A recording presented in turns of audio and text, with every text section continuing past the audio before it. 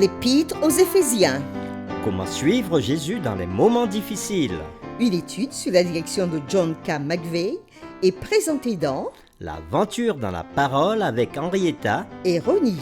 avec la contribution musicale de Robert G.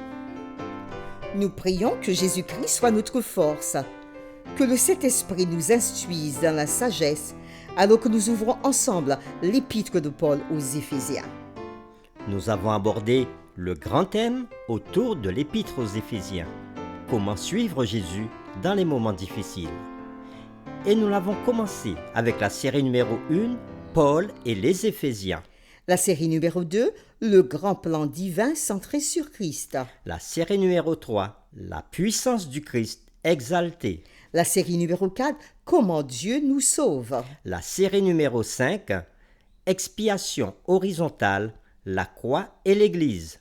Et aujourd'hui commence la série 6 qui va du samedi 29 juillet au vendredi 4 août 2023 et qui a pour titre Le mystère de l'Évangile. Les lectures de la semaine concernent les chapitres suivants: Éphésiens chapitre 3, Job chapitre 11, les versets 5 à 9. Ézéchiel chapitre 43, les versets 13 à 16, Amos chapitre 7, les versets 7 et 8. Apocalypse chapitre 11, les versets 1 et 2. Le texte à mémoriser que nous vous invitons à dire avec nous se trouve dans Éphésiens chapitre 3, les versets 20 et 21. À celui qui peut faire, par la puissance qui agit en nous, infiniment au-delà de tout ce que nous demandons ou pensons. À lui soit la gloire dans l'Église et en Jésus-Christ, dans toutes les générations, au siècle des siècles. Amen. Nous vous invitons à le redire avec nous dans Éphésiens chapitre 3, les versets 20 et 21.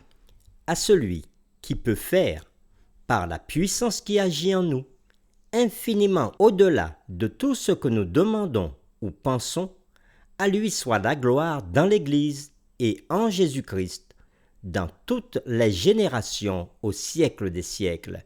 Amen. Paul commence Éphésiens chapitre 3 par un thème qu'il avait déjà évoqué plus tôt, que les païens sont co-héritiers et forment un même corps et participent à la même promesse de Jésus-Christ par l'Évangile. Éphésiens chapitre 3, verset 6. Et bien que cela ne soit peut-être pas une grande surprise pour l'Église d'aujourd'hui, composée principalement de païens, c'était quelque chose qui semblait radicalement nouveau pour beaucoup de ses lecteurs à cette époque. Paul poursuit ensuite ses paroles inspirées, tandis qu'il pensait à sa passion de prêcher l'évangile de Jésus-Christ aux païens. Nous voyons aussi ces difficultés dans l'extension de ce ministère, des difficultés qui incluent le temps passé dans une prison romaine. Il y a aussi son engagement dans le mystère au cœur de l'Évangile, le mystère que, dans l'Église, les non-juifs sont sur un pied d'égalité avec leurs frères et sœurs juifs. Nous faisons l'expérience de son enthousiasme pour l'Église et sa mission cosmique. Nous l'écoutons pendant qu'il prie, en louant Dieu d'avoir exprimé sa grâce à travers l'Église. Bref, nous sommes inspirés à nous joindre à Paul dans sa passion pour l'Évangile. Les séquences de cette semaine mettent en évidence 3 thèmes principaux. Le premier, la prière de Paul est l'idéal pour l'Église.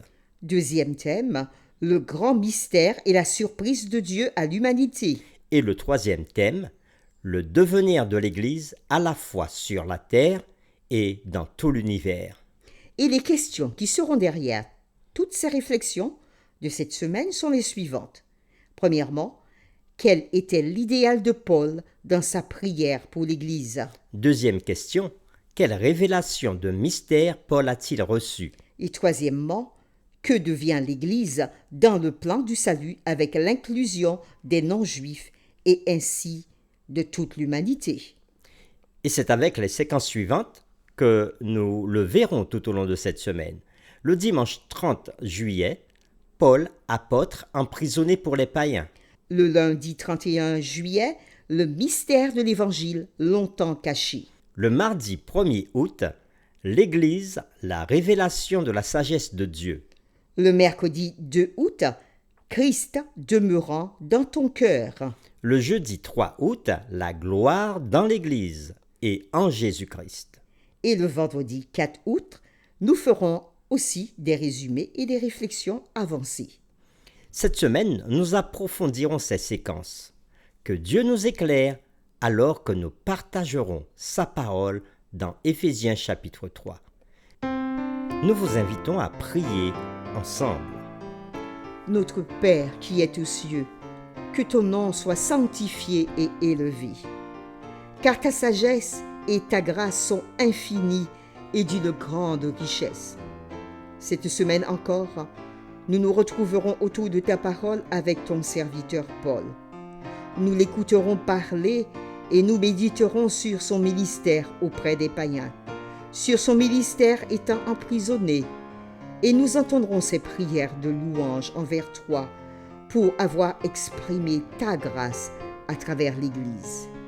Et aussi cette semaine, nous serons inspirés à nous joindre à lui, à Paul, dans sa passion pour l'Évangile.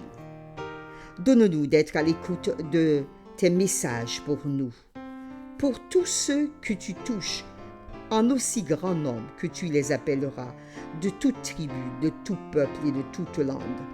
C'est au nom de notre Seigneur Jésus-Christ que nous prions. Amen.